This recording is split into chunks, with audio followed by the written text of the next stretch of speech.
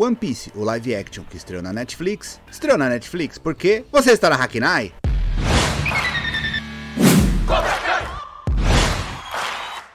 NANI? É muita coisa!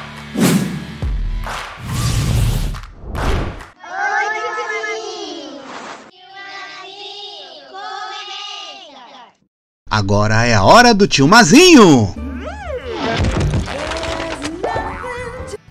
Oi gente, eu voltei após ter assistido o 6º episódio do One Piece Live Action. Mas antes disso eu dei uma olhada no que o pessoal tá falando sobre One Piece, que saiu um monte de vídeos. Coisa interessante também foi principalmente ver o pessoal que nunca assistiu One Piece. E entre a turma que não assistiu One Piece, gente que não assiste anime. E graças à magia da internet eu pude ver opiniões de pessoas no mundo inteiro. Eu assisti vídeos brasileiros, assisti vídeos em inglês, assisti algumas opiniões do pessoal lá no Japão. E eu tinha dado uma olhada antes e achei legal que eles consideraram o Zop o personagem mais fiel ao original. E na lista deles, o que ficou em último lugar dos principais foi a Nami. O pessoal reclamou bastante da falta do sex appeal da Nami e os valores de femme fatale dela. Por exemplo, agora nos episódios 5 e 6, que ela vai no Baratie, ela não faz nada para se aproveitar do Sanji, meio que, entre aspas, seduzir ele, que no original ela até consegue um jantar de graça, não sei se jantar ou almoço de graça. Bom, ela come de graça, graças ao Sanji.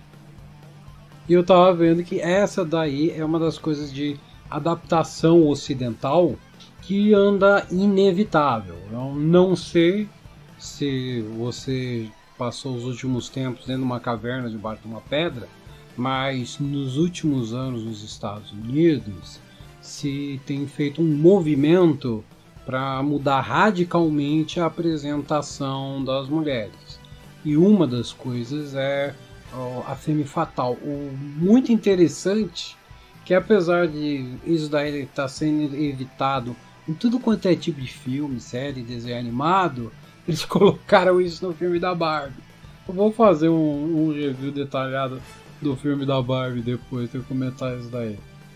Voltando aos japoneses, eles tiveram uma impressão muito positiva da série e eles também acredito que seja o grupo que tinha menos hype e que estava mais aberto às mudanças, não estavam nem aí para os efeitos especiais.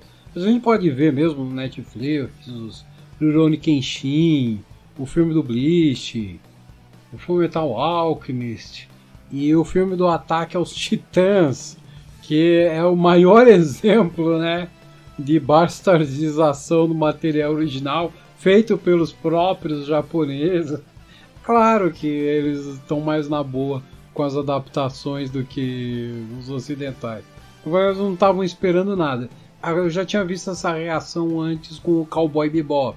A reação dos japoneses, a gente não estava esperando que ia fazer nada de bom. A gente quer coisa fiel, a gente assiste o desenho animado. Se a gente quisesse uma versão live action, a gente mesmo já fez. E provavelmente seria a tosqueira, estamos nem aí pra tosqueira. E eu também tô do lado dos japoneses, né? Tem uns caras aí que reclamaram dos efeitos especiais. E eu olho e falo, o Flash que custou centenas de milhões de dólares teve efeito especial pior que isso. Geralmente tem uns caras que querem reclamar pra reclamar, né? Ah não, que na sequência da luta o cara é jogado de lado, ele rola no chão e fica lá no chão. Certo, vocês nunca viram sequência que tem 500 caras lutando ao mesmo tempo? Isso daí ficou uma das melhores, tá acima da média, se for comparar com os seriados de televisão. E até mesmo muito filme. Em matéria de luta tem uns tipos que quer que agora tudo seja John Wick. E é claro, também tem os puritanos, né? Ambos são gente que assiste anime e é meio que fã do One Piece. Alguns puritanos até demais, mas pelo que eu vi é uma minoria bem pequenininha, nem mesmo é vocal.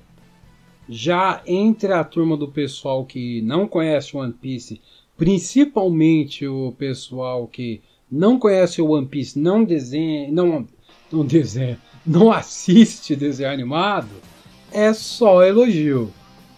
Aliás, é meio engraçado ver os vídeos dos americanos que não sabem absolutamente nada sobre anime, achando que é tipo os cartoons que eles assistiam nos Estados Unidos. Tem coisa do tipo, nossa, eu tô feliz que o Oda, ele aceitou o negócio de fazer um negócio assim, que é mais sério, mais adulto, que apesar de ter elementos cartunescos, também tem uns elementos mais sérios, violência, principalmente o sangue. E eu olhando e pensando, que sangue. A série não tem nem um décimo do sangue. Principalmente sequência do Zorro. O pessoal levando o Zorro, todo preocupado. Ai, ele tá sangrando, ele perdeu muito sangue.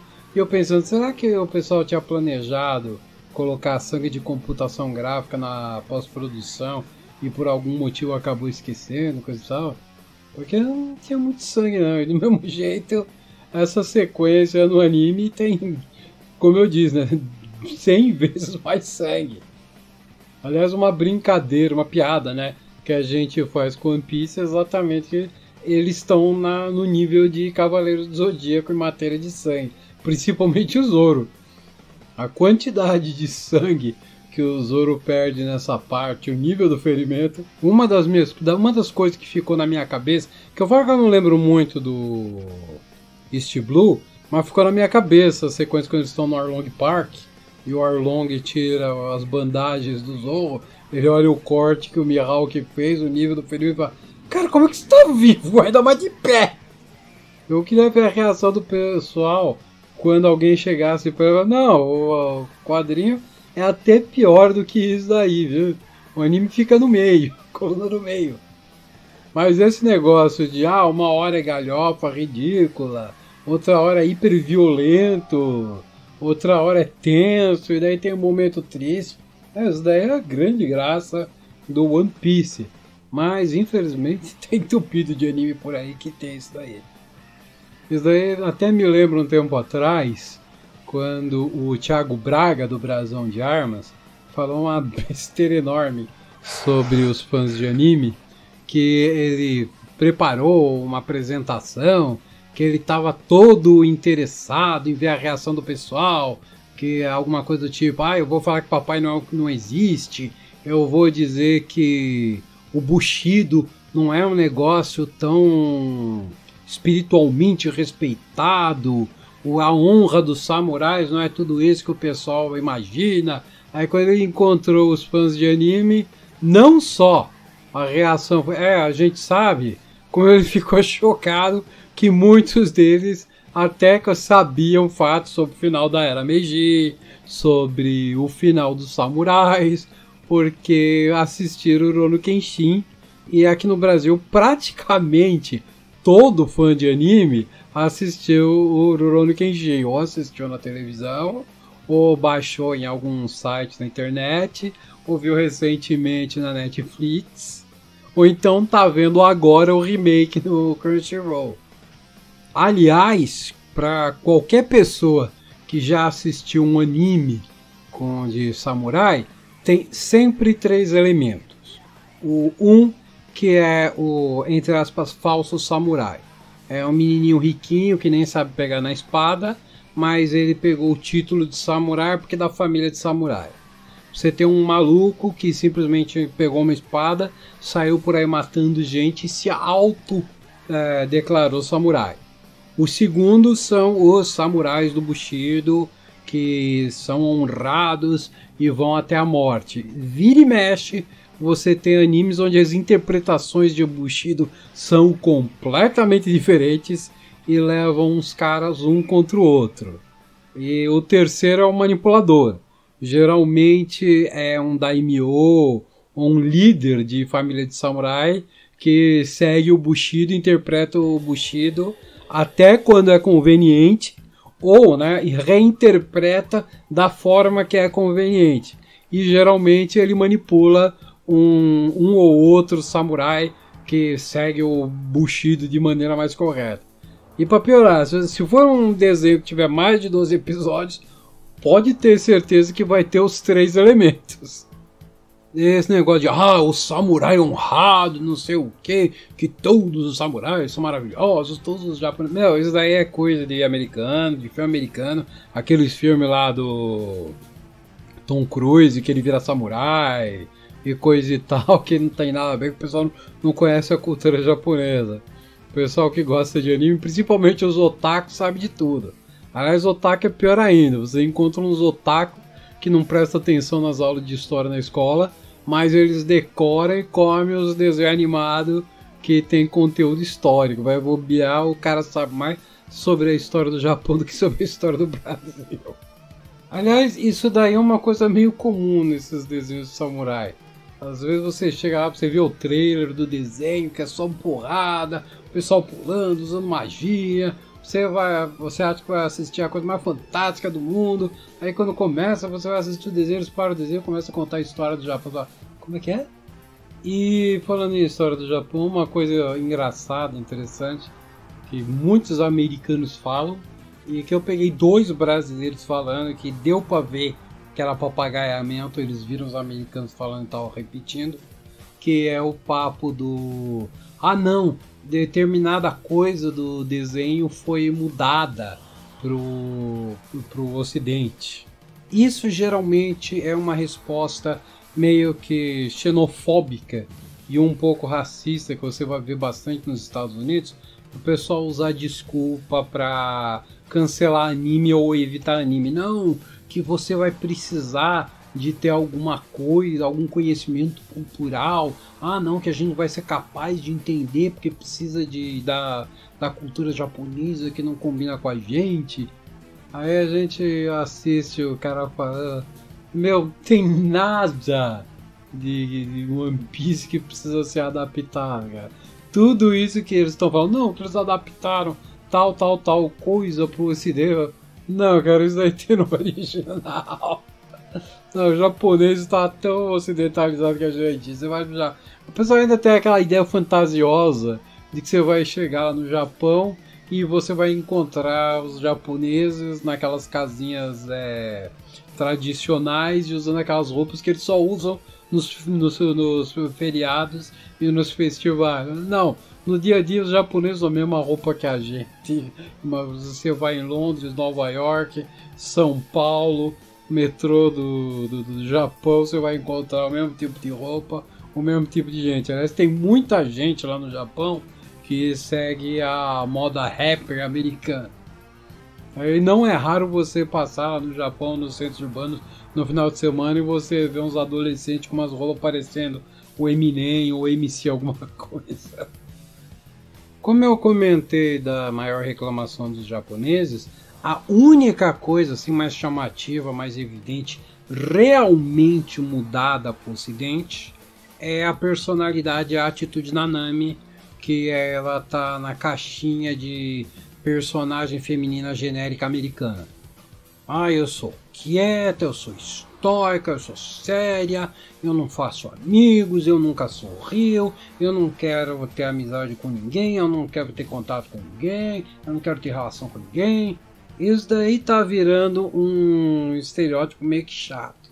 Vamos falar a verdade. Se você for ver bem, a personalidade da Nami é até meio que parecida com a própria personalidade da Wandinha.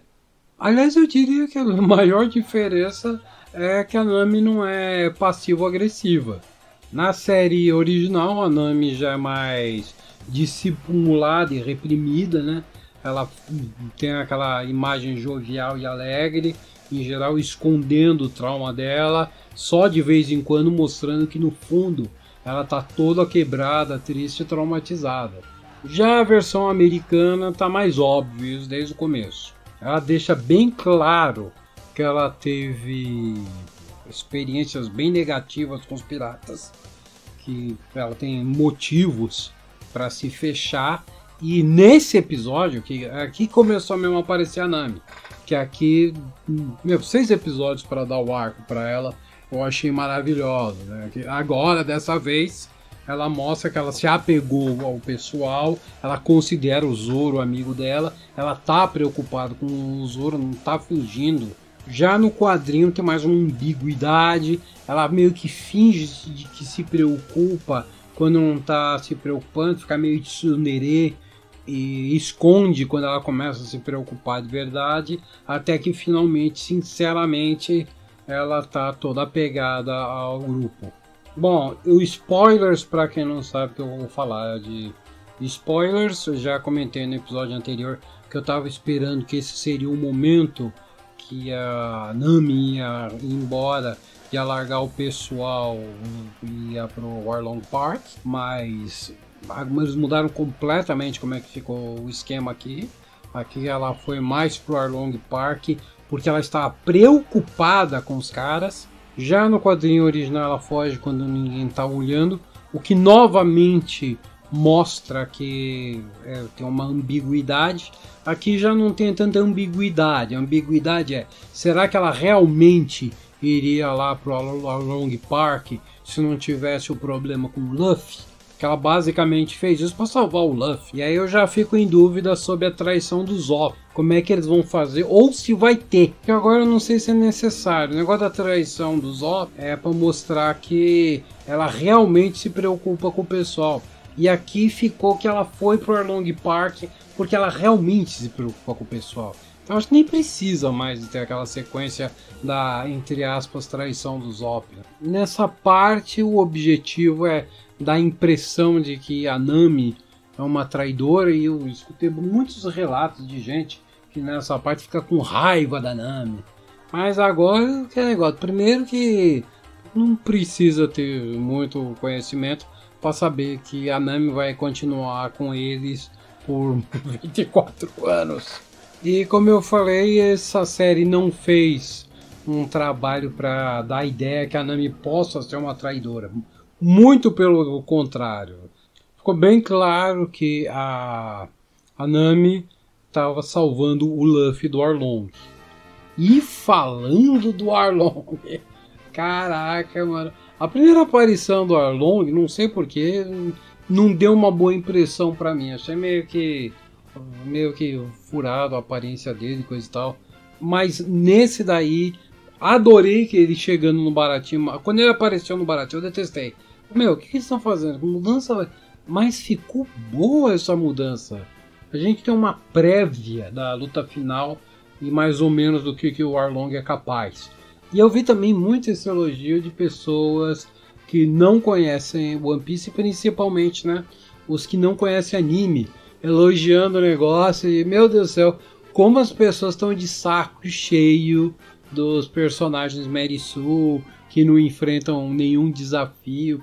Muita gente elogiou o fato de que eles perdem, que o pessoal não consegue fazer as coisas com simplicidade e facilidade. Não, mesmo no caso do Kuro, que teve um plano bem idiota, bem infantil, e não sendo grande coisa contra o Luffy, ainda teve momentos de ameaça dele para os outros personagens, como a Nami, o Zop e a Carla. Eu esqueci o nome da personagem.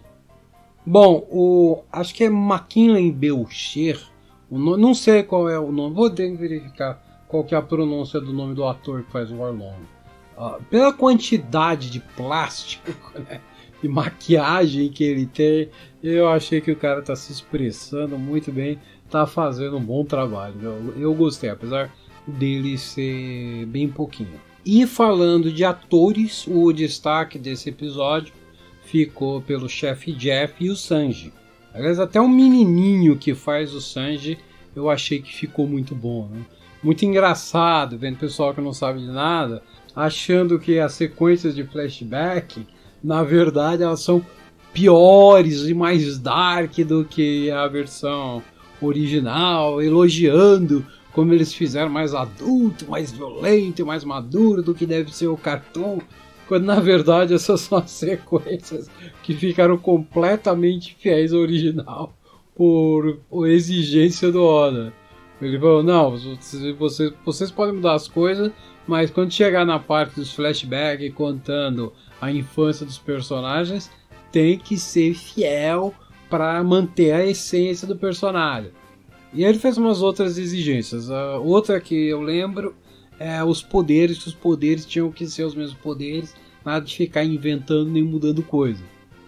E quanto às mudanças, outra mudança que eu vou elogiar é como o Sanji ele foi integrado de uma forma mais orgânica na série. Ele já está fazendo uma relação com o Luffy, quando o Luffy estava trabalhando no Baratie. Aí ele foi ajudar o Zoro, não tem contato com o Zoro está apagado, mas nesse período ele desenvolveu mais relação ainda com todo mundo. Adorei o negócio do Jeff, usando o seu conhecimento de pirata, de homem do mar, para cuidar dos ferimentos do Zoro. Todo o caráter do Jeff, da relação com o Sanji, eu amei. Ficou muito além do que eu esperava. Se bem que, como eu falei, eu disse que eu estava esperando negócio no nível de Full Metal Alchemist para Cowboy Bebop. Eu não estava esperando muito dessa série. Mas tem bastante gente que não tá que nem eu não. Parece que o Sanji, para muita gente, é o ponto baixo da série. Principalmente o pessoal não gostou do Taz Skylar. E parece ter uma petição de umas pessoas que eles estão fazendo, pedindo para trocar o ator e colocar outra pessoa na segunda temporada. Bom, até agora não vi problema com ele. Vamos ver se acontece alguma coisa nos outros episódios. Ou então seja o velho caso de alguma coisa que ele fez fora da série, na vida pessoal, que incomodou os caras.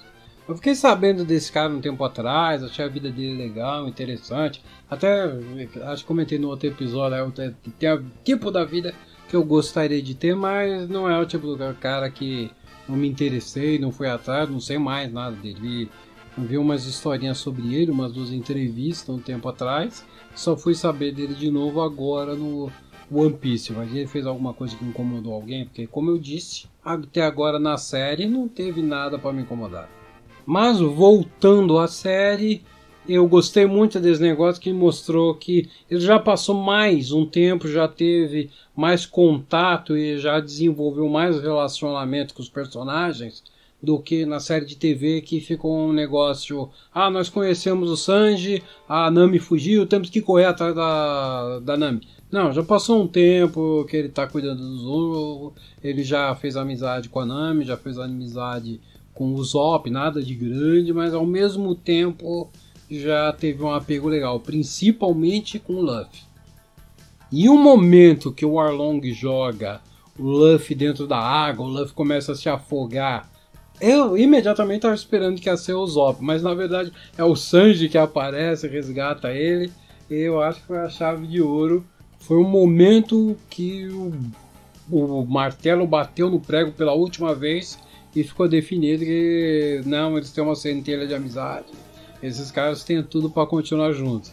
E justificou a partida dele do Baratie para ir lá e entrar no bando de chapéu de palha. Que, aliás, a despedida dele ficou maravilhosa. Não vou dizer que o ator é tão bom quanto eu gostaria, mas combinando a atuação do Skyler e a dublagem do Bezerra, ficou ótimo, cara. Me pegou no cocorô. E a mesma coisa com o Zoro no seu juramento de fidelidade e lealdade ao Luffy. Ficou ótimo.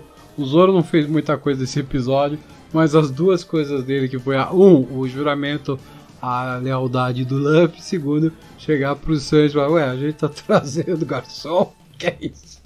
Outro easter egg que eu adorei foi a Nami lendo pro Zoro inconsciente a lenda do Monte Blanc no Land, que mais pra frente vai ser importante. O Garp não aparece, o Garp e o Cobb não aparecem muito nesse episódio, mas o pouco que eles aparecem ficou legal. Isso daí é uma coisa que eu vejo bastante gente reclamando, alguns reclamando que, não, eles revelam que o Garp é o avô do Luffy muito cedo, o pessoal não vai ter a mesma surpresa. Não, discordo plenamente. A surpresa aqui, eu acredito que foi mais impactante ainda do que no original. O Garp não tem esse mesmo nível de participação no quadrinho. Eu acho que a participação dele nessa série, dessa maneira, quando a gente tem a descoberta que ele é o avô do Luffy, para quem não conhece a série, para quem não vê nada, acredito que é mais impactante. Eu mesmo comentei, eu gostaria de não saber nada sobre o Garp, eu gostaria de ter de assistir isso sem saber nada para ter a impressão. E eu vi isso nos reactions, eu tive que assistir um reaction para ver a reação de gente que não assistiu o anime, que não sabe de nada do One Piece, no momento que eles descobrem que o Garp é o avô do Luffy. E para terminar, eu tenho que falar do Jeff Ward como Bug, que está sensacional. Eu acabei não falando sobre ele no segundo episódio, porque ficou muito empilhotado. Qual a palavra correta? Bom, não importa. Ficou muito cheio de coisa para falar, acabei não falando dele. Eu comentei que para mim o segundo episódio tá lá embaixo. Tipo, para mim é episódio 2, 1, 3, 4, 5 e agora 6. Como eu disse da outra vez, cada episódio para mim é um melhor que o outro. O que me deixou esse episódio na balança foi a batalha do Zorro com o Mihawk no episódio anterior. Foi muito bom. Mas a volta do Bug foi ótima. Eu adorei o cara. Ele é o perfeito vilão Starscream. Para quem não conhece o Starscream do Transformers, ele é um cara que é completamente puxa-saco. E quando ele tem a oportunidade, ele tá doido para virar casaca para esfaquear quem ele puder pelas costas. E quando ele tiver poder, e quando ele tem poder, ele é o pior vilão possível. Ele é o cara de torturar e fazer as piores coisas possíveis. É aquele negócio, o cara pegou toda a vila, acorrentou a vila para obrigar eles a serem seus espectadores, obrigou o pessoal a aplaudir ele, torturou e quase matou o Luffy. Aí quando as coisas invertem, ele é todo legalzinho, todo humilde, fica fazendo gracejos. O Bug é o tipo do cara que é aquele filósofo. E agora há pouco mesmo eu tinha visto o nome desse cara, não consigo lembrar, agora tá na ponta da língua. Bom, vocês procuram aí na internet. Ele falou uma frase que vive aparecendo no Jornada nas Estrelas. O poder corrompe, o poder absoluto corrompe absolutamente. Porque ele conheceu um buff da vida e falou, pô, o cara era tão legal. E aí depois que ele teve poder, ele se tornou mal. Não, o cara sempre foi desgraçado, sempre foi FDP. Ele só tava esperando o momento certo para quando tiver chegar no poder, tratar todo mundo do ruim. Ele sempre tá correndo atrás do poder exatamente com a intenção de abusar do poder.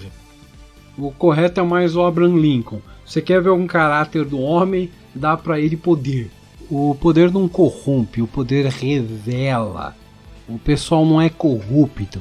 Eles são dissimulados que desde o começo estavam correndo atrás do poder com a intenção de usar da maneira errada. Aquele negócio, aquele cara desgraçado, se ele podia estar lá roubando, sacaneando, catando mulher e nos poderes. Quando eu estiver no lugar dele eu vou fazer tudo isso, ele vai ver. Aí quando o pessoal chega perto, ele sorri. Eu sou tão bonzinho, eu sou humilde, olha que pessoa maravilhosa e honesta e puritana que eu sou. Pra mim, o segundo episódio é o mais fraco, mesmo assim, a atuação dele coloca o episódio lá em cima. Essa série tá no nível da Pixar, que o pessoal falava antigamente, antes da Pixar ter mais de um filme ruim. O pior filme da Pixar tá melhor do que a maioria da média. E a mesma coisa com os episódios da série. O piorzinho episódio, que é o segundo, ainda tá muito acima da média. E acima da média eu coloco o episódio 5 e o 6 equilibrados no mesmo nível. Eu gostei deles do mesmo jeito. São tão bons quanto, mas do mesmo jeito são muito bons. Vamos ver agora o próximo episódio. Mas aquele negócio, tem gente, você pode até não gostar, né? Muito bons pra mim, pro meu padrão, pro que eu esperava, como eu falei várias vezes e repito. Eu não estava esperando nada dessa série. Eu tava com as expectativas lá embaixo e eu tô gostando. E agora eu quero ver umas reações do pessoal assistindo esse episódio para ver como é que foi para eles. Tchau, até o episódio 7.